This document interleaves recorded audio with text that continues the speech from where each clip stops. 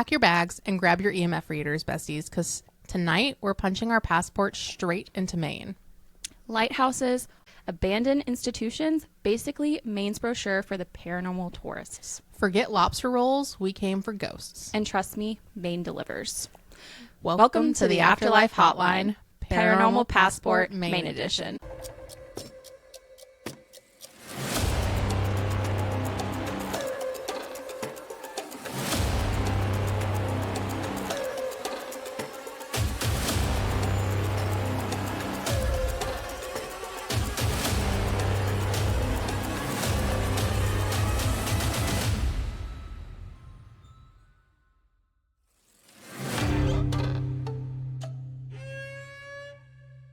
Well, welcome back, or welcome if y'all are new. I'm Ashley. I'm Denisha.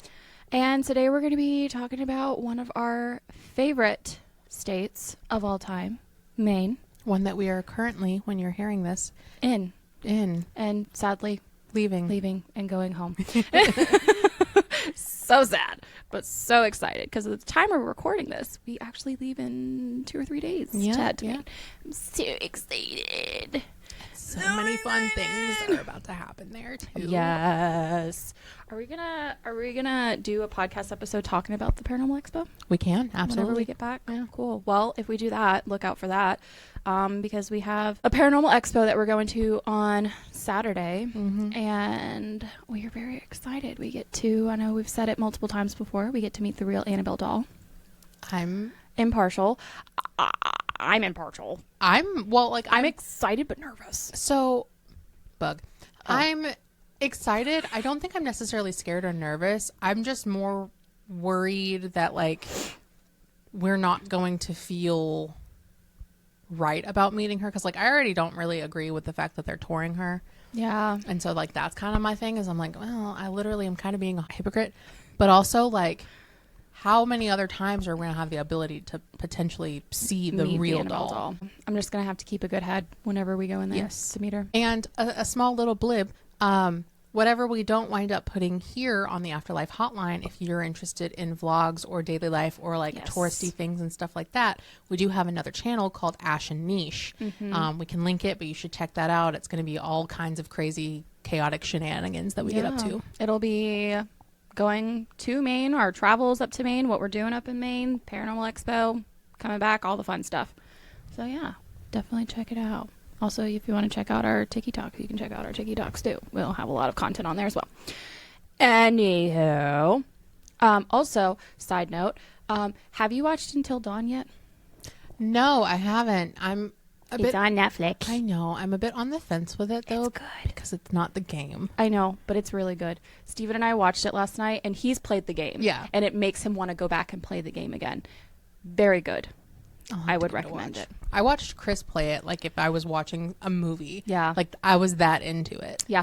I would recommend it. I don't know the premises of the game other than I think I watched you play it. Was it you who was playing it? It was Chris. I was watching Chris play it? Mm-hmm. I've never actually played it. Because I remember, because it had Hayden Panettiere, whoever in it. And Rami Malek, which is... Oh, wait. You might have watched a streamer play it, or a YouTuber. I think I watched it with Brenna. Yeah. I think that's what it was, because it was because that's been out for a good while. Yeah, I think we were watching videos on it, because you or her was trying to show me, the premise of the game. Mm-hmm. But I only knew it from Hayden Panettiere. But anyway, very, very good. And I was realizing stuff as we were watching it, and I was like, oh. And it made a lot more sense. So. Maybe I'll watch that tonight. Yeah, do it. Well, I'm calling this The Haunted Seas of York, Maine, Nubble Light, Boone Island, and the Ghost of Shipwrecks. Ooh. For the record, we stay near there. Yes, we stay near the Nubble Lighthouse, which is one of the main ones that Maine is known for. It's also one of the most photographs, I found out. Mm-hmm. When people think of York, Maine, many picture the Cape Nedic Lighthouse, better known as Nubble Light. Perched dramatically on a rocky little nubble just a few hundred feet from the shore, it is one of the most photographed lighthouses in the country. Beneath its picture-perfect charm lies... Yes, light bulb. I never realized that's why it was called the Nubble. Because it's on a nubble of Ba-dum. And I've been going there for years. Longer than me, because she brought me. But beneath its picture-perfect charm lies a history haunted by tragedy, stormy seas, and ghost stories that refuse to fade away. And this is real? This is real. Okay. For decades, mariners pleaded for a lighthouse here, with jagged rocks lurking beneath the waves.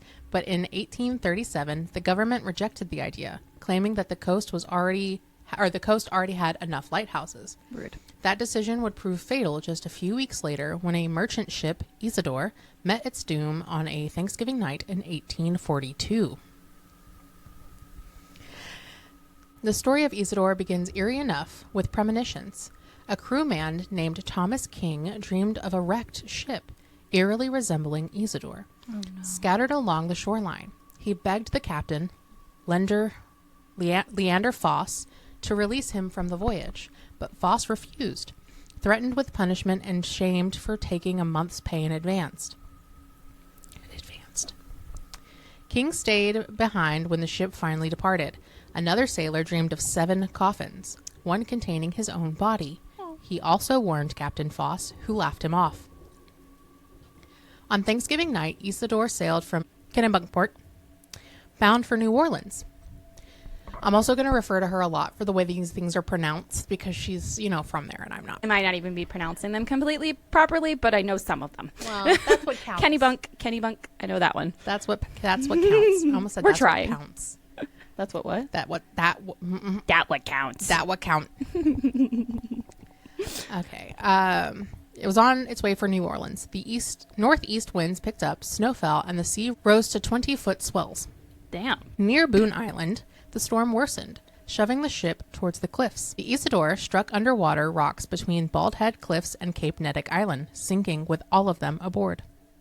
Oh, I wonder if the ship is still out there in the ocean then. I have no idea. I think so, probably. Wait, that's a good distance because you can between see Nubble and Boone Island. Mm-hmm. That's like miles apart. Wow. By morning, wreckage was strewn across the Nubble Light's rocky island. Only 7 bodies were recovered. Now remember, he saw 7. The sailor who dreamed of the coffins was among them. Captain Foss's body was never found. To this day, fishermen and tourists claim to see the phantom ship gliding offshore, only for it to vanish when approached. Locals whisper that it's the ghost ship Isidore, doomed to forever patrol the waters where it perished. But the Isidore isn't the only spirit that haunts York waters. Just a few miles out lies Boone Island, a barren bit of rock only 400 square yards across. Its lighthouse, Maine's tallest, marks a place where some of the darkest maritime legends on record. Oh. One of the earliest tragedies came long before the tower existed. In 1710, the ship Nottingham Galley wrecked on Boone Island during a brutal nor'easter. What the fuck is a nor'easter? Nor'easter? Yeah. Like northeastern? Yeah, but it literally just says a brutal nor'easter. I don't know. We're going to assume it's a storm. Yeah, that's what I would assume. All 14 crewmen survived the wreck, but with no food, no fire, and weeks left of storms. The starvation began to take its toll. Some froze, others starved, and eventually the survivors made a horrifying choice: to eat the barely alive, frostbitten flesh of their shipmates. Ew. When rescue finally came in January, only 10 men out of the initial 14 survived. Barely alive, haunted by what they had done. To this day, island visitors report hearing cries, moans, and desperate pleas carried by the wind. The tortured souls who endured one of the coast's most gruesome ordeals. And then there's the most heartbreaking tale. The story of Lucas and Catherine Bright. In the mid-1800s, Lucas arrived at Boone Island Lighthouse as first assistant keeper with his young bride, Catherine.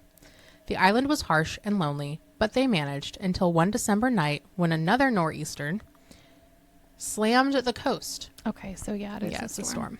Lucas tied himself to a rope to check the lantern in the storm, but a rogue wave swept him into the sea. Catherine managed to drag his lifeless body back ashore and placed him at the base of the lighthouse. For nearly a week, through howling winds and freezing rain, Catherine single-handedly tended the light, climbing 168 steps again and again, starving and grieving determined to keep the beacon alive for passing sailors. On the 6th day, the storm cleared, but the light went out. Fishermen rowed ashore and found Catherine sitting at the tower base, clutching her husband's frozen corpse. Though she was rescued, she never recovered her sanity, dying shortly after. Mariners claim her spirit remains, a woman in white, wandering the rocks forever, searching for the husband the sea stole from her. So while York, Maine may draw thousands for its postcard-perfect lighthouse views, those who linger at dusk might sense something else. A phantom ship in the horizon, cries carried on by the wind, or a lone woman in white staring at the edge of the waves. The seas around the Nebel Light and Boone Island have claimed lives for centuries, but the dead, it seems, have never really left. Dang. And that's also stuff I did not know. I didn't know that either. I wonder if Dad knows any of that. I'm gonna have to ask him tonight. Now I'm really wanting to go out to the Nebel Lighthouse at dusk, or at nighttime. Yeah, just to kind of see. Can we? I don't know. I don't think it ever Closes. closes. I mean, it might. They might block the road after a certain hour, but we can always see.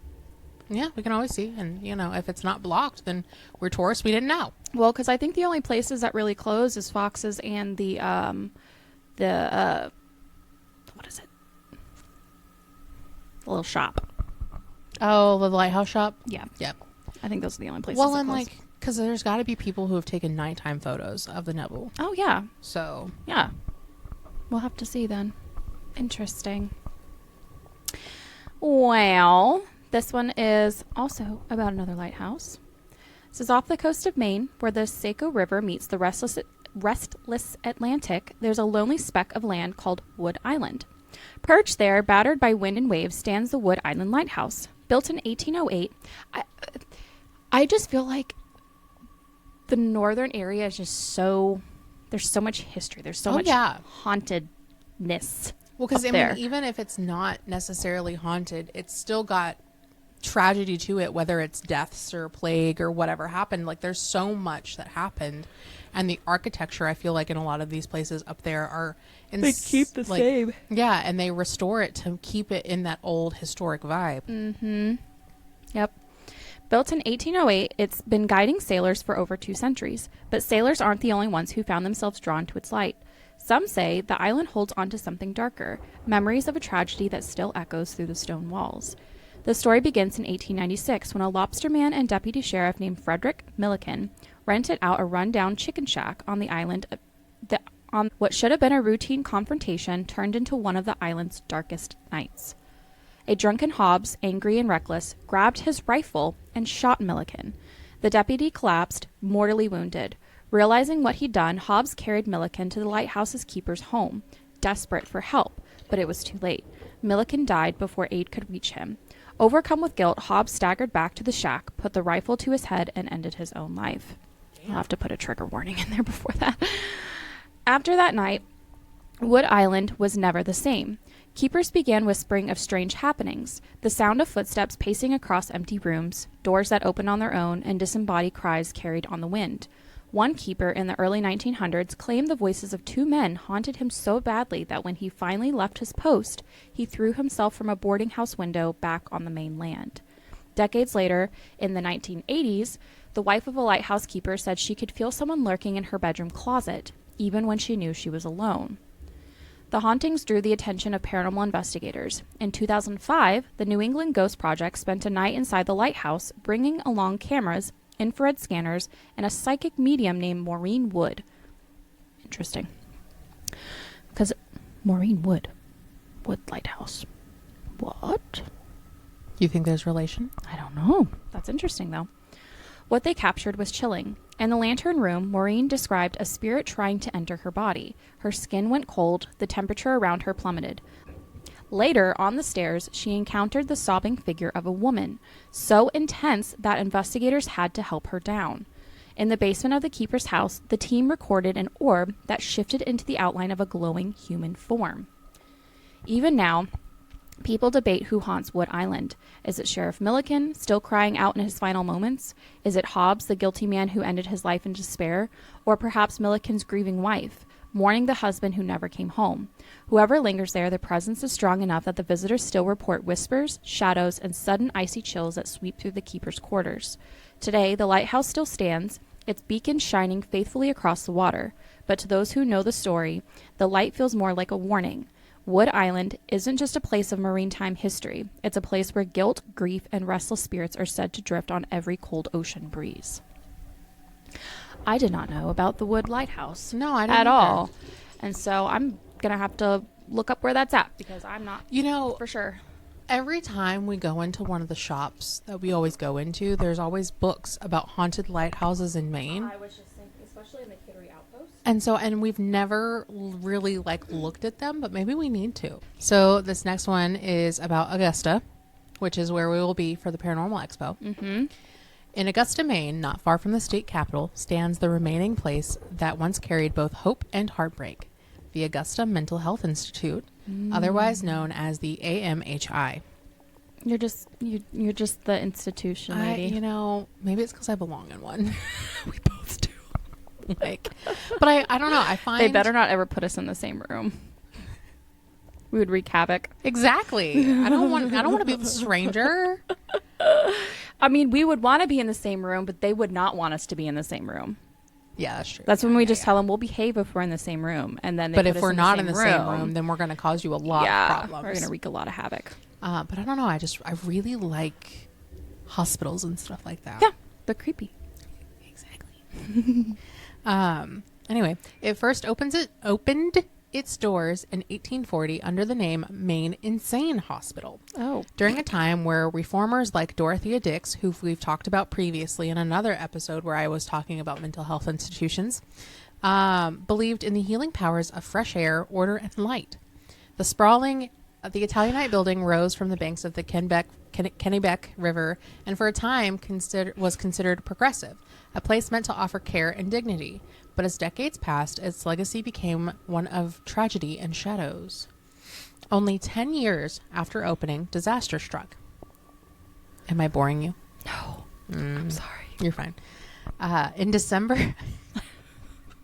I promise you're not. No, you're fine. You're fine. I'm just sleepy today. Believe me, I do the same thing. And sometimes I'm like, shit, I hope she doesn't think that she's the cause of me yawning. No, I'm just sleepy today. But I do find it funny because I feel like we both dissociate whenever we're listening to one another. Because I know at least for the whole entire... And I am listening regardless of what you people watching on YouTube might think. When you were explaining that whole entire first story, I was like literally just staring over there at the ladder. Just zoning out, but it's because the whole story was like playing like a movie in my brain, and that's the only way I can pay attention. It's the same for me. Like I might not pay attention and I might bob around, but I'm visualizing everything in my head. Yeah, it plays out as like a movie in my head. No, same. In December of 1850, a fire ripped through part of the building. 27 patients locked in their wards perished in the flames. Oh. It was a grim warning of the dangers of overcrowding, neglect, and lack of safety for those that were deemed unfit. Bastards. Despite the tragedy, the AMHI expanded. By the mid-20th century, the hospital held nearly 1,800 patients. Many suffered, not just from mental illnesses, but from epilepsy, dementia, or poverty. Stuff that they can't help. Yeah. People abandoned by families who could no longer care for them. Overcrowding kept growing severe. Treatments ranged from early occupational therapy to darker practices like restraints, isolation, and experimental procedures. For many, this place became a place not for recovery, but a place where their lives quietly ended. In total, over 11,600 patients died within its walls in its 164 years of operation. Most were buried in unmarked graves, their names and stories lost to time. That just makes you wonder how many people are actually buried in unmarked graves. Mm-hmm. Because every single one of these institutions has unmarked graves on site, and shit's just been built around it. Yeah. It wasn't until 2015 that a memorial with an eternal flame was erected at Coney Cemetery to honor them. But not everyone believes the dead have found their peace. Those who have walked the grounds whisper of apparitions drifting along the old wards, shadow figures caught out of the corner of the eye, and phantom footsteps in empty corridors. Former staff and visitors tell of cold spots, sudden feelings of dread, and faint cries echoing through the tunnels that once connected the buildings underground. There's always underground tunnels, too. So I would like to think that the spirit of the people that died is someplace else. But like we've talked about before, there was just so much energy and so much bad and stuff that's happened that it's literally left an imprint on the place. So I would like to believe that the apparitions and stuff like that people see is not actually the spirits. It's but just like a flashback. Yeah. I could see that. I would like to think that, because I would honestly very, very, first of all, I'd be very pissed off as a spirit if I had to endure all of that shit for stuff that I could not control, and then my ass is stuck there haunting the facility that I died at. Yeah. No, I'd be hurting somebody. Mm-hmm. Anyway, that's my 2 cents. Very valid. Paranormal investigators who have explored the abandoned spaces describe hearing disembodied voices, doors slamming on their own, and a lingering sadness so heavy it seems to press against your chest. Then there are the graves. During construction and excavation in later years, workers uncovered human remains, hundreds of them, hidden across the property. Some claim as many as 700 bodies were discovered, hastily buried and then forgotten. Many believe these restless souls remain tethered to the grounds, unwilling to let go of the injustice of their lives and deaths. That could be, yeah. Today, AMHI is gone, replaced in 2004 by the modern Riverview Psychiatric Center. But the original granite buildings still loom, their windows dark and hollow. To some, these are just remnants of history, but to others, they are a mausoleum of unique, unquiet spirits. Thousands of voices that were silenced but not forgotten.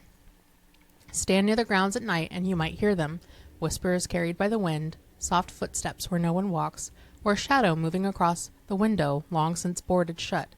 The Augusta Mental Health Institute has closed its doors, but its echoes, both tragic and spectral, remain. I don't know how I feel about the fact that they've built another psychiatric facility on the same property. Yeah, I feel like that was unnecessary. I feel like it's very unnecessary because, first of all, with all of the tragic stuff that happened in the prior one that was there, and parts of that building still remain there, and then you're building another psychiatric facility where people are going to be. They're going to see that there is the old one there. Yep. But also, you would think that if you do believe in the spirits and stuff like that, that it could possibly trigger them all of the stuff.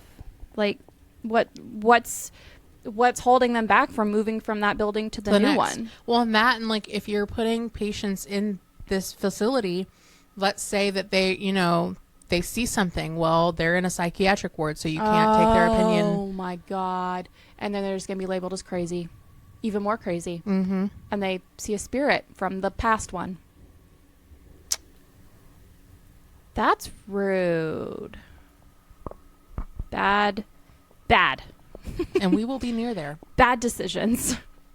That makes me wonder if that's part of the reason that they chose Augusta for. There's probably a lot of dark history in Augusta.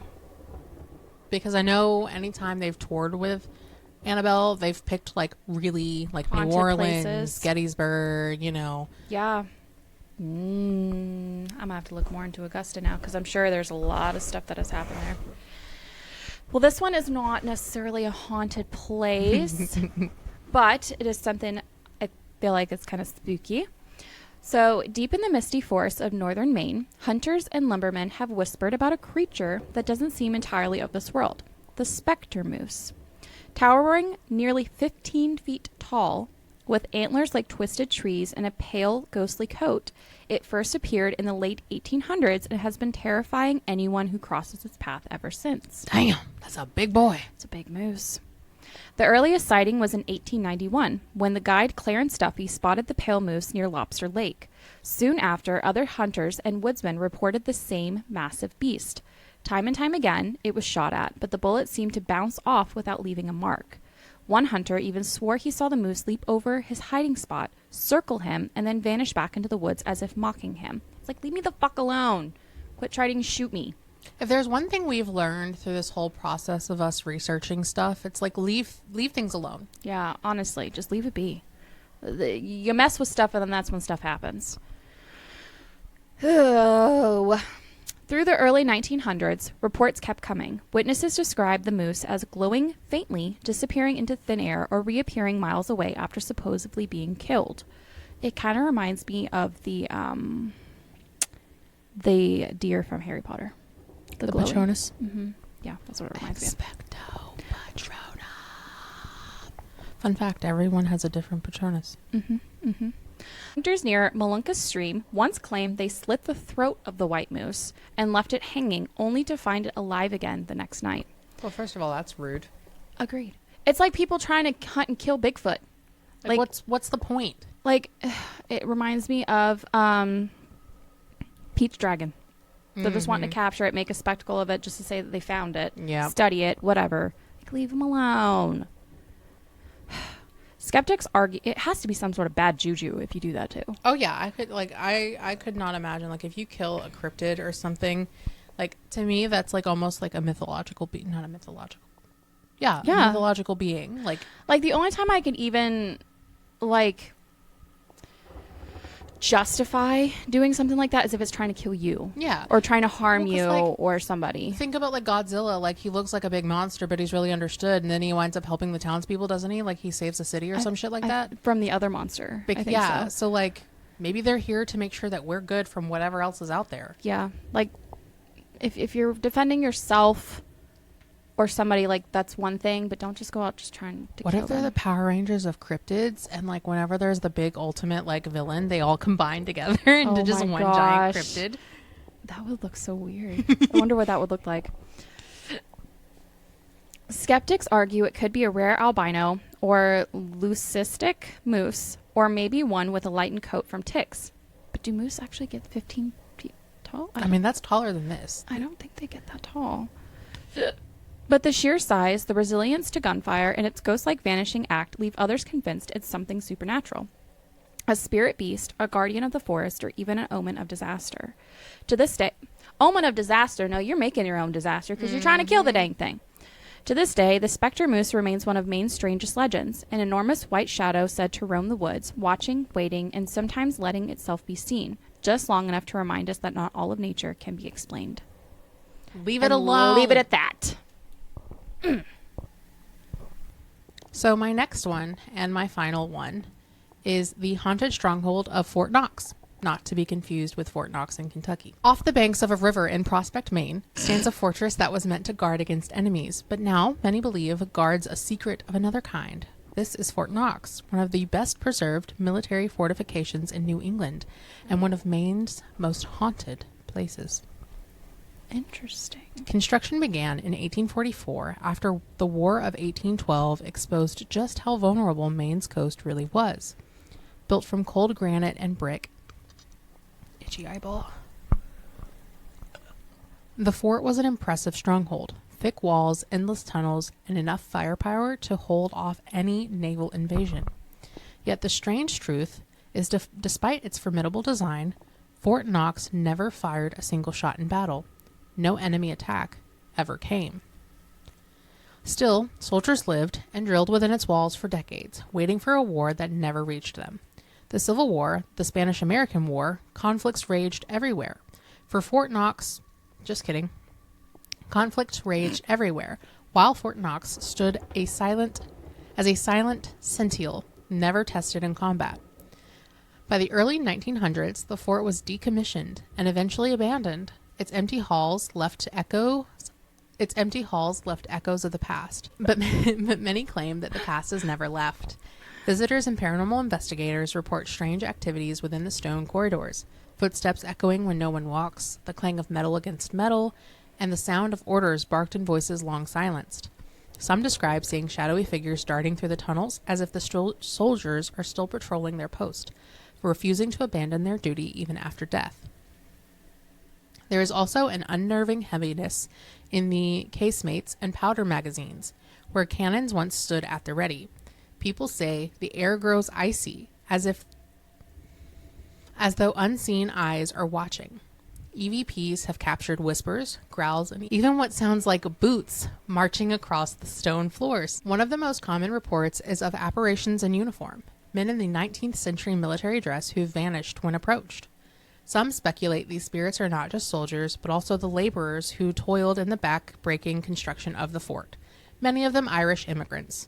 Their sweat and lives were poured into Fort Knox's endless granite walls, and some believe they too remain. Today, the fort is a historic site by day, with tourists exploring its long corridors and dark passageways. But by night, especially during paranormal investigations, it becomes something else, a place where the history stirs and the lines between the living and the dead blur. Stand in the silence of Fort Knox after dark, and you may hear it. The faint call of a bugle, the steady march of phantom boots, or a watchful presence of soldiers who never left their post.